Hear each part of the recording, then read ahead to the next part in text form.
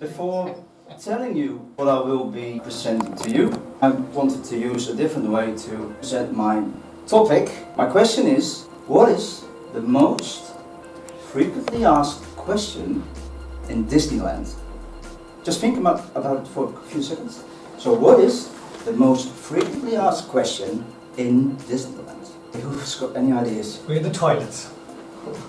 It's a good question, but no, that's not the one I'm looking for. Where's Mickey Mouse? Yeah, Where's Mickey Mouse? Yeah. Very popular question, ranked in the top 3, but it isn't the question I was looking for. Sorry? What time's the parade? You're really close. The most frequently asked question in Disneyland is, what time does the 7 o'clock parade start?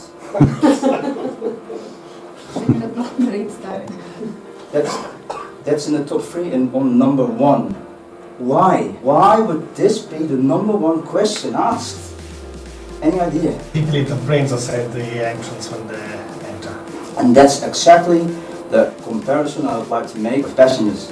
Exactly. Which one of you are actually uniformed and walking around at the airport? But you might agree that a lot of passengers, just how you would qualify them, are oblivious for things that we as airport staff would consider as a given. So my goal for this presentation, I want you all to become excellent in customer service. Well, this is a very broad goal, so for the sake of the objectives, I've narrowed it down.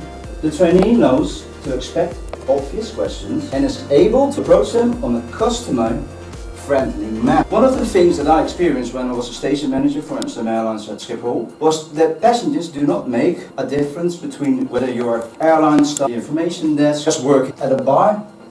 They see you as somebody who represents the airport and as a beacon of information. What time does the bus leave? Where can I get the train? So those are the times that you as a professional could be surprised. Well, how are you going to deal with these passengers without the passenger feeling stupid? If you make assumptions, you make an ass of you and me. So that's something that I've learned. Oh, how to deal with these kind of situations. There's a 6-step plan. First, you need to determine the reference frame of the one who is approaching you. Is it an elderly lady? Is it somebody traveling with a family?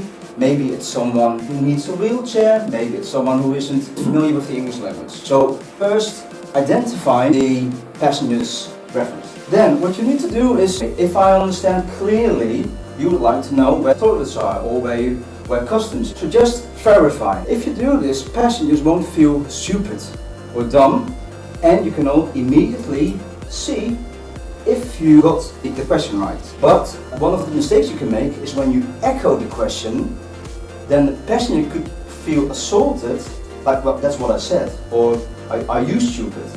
So try always to avoid an echo, so rephrase the question.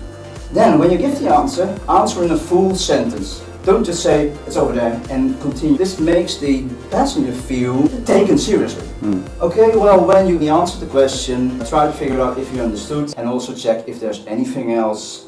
Be available. Don't keep on walking when you answer the question. Be available for the moment and spend some time with interaction. When there are no other questions, also close the conversation. Say you're welcome, have a nice day, have a nice flight, just to round it up. And what's the thing you learned from this presentation? Take time to respect the customers' needs and requests, and like similar to my own, provide that customer service. Yeah, exactly. Yeah, well, we've got a similar subject. Yeah, thanks. I'll give you a good example of how not to do it. I was working at Terminal 2 once as a chief immigration officer. One of the immigration officers on the desk. The most common question there is, where is the luggage? As we've said before, you're the first person that the passengers see, and he was getting totally fed up with being asked, where is the luggage? Now, I don't know if we've got any German speakers here. I am, yeah. But, right. Gepäck is the word for luggage. But he thought he knew German, he didn't. He stood up on the sort of rung of his stool, was pointing to the whole of the rest of the flight, shouting, Gepäck. Now, Gepäck means, well, if the word sausage could be a verb, it's the past tense of sausage. So was sausaged. So what on earth they thought of future immigration, I have no idea. You spent the hammies over there. Well, thanks for that example, because it actually also underlines the importance of the subject. Well, thanks. Any other questions? No. Oh, thanks. Well, then I wish you a very pleasant. No. In your aviation rules and professional. Thanks. Thanks for your time. Well done, Thomas. No.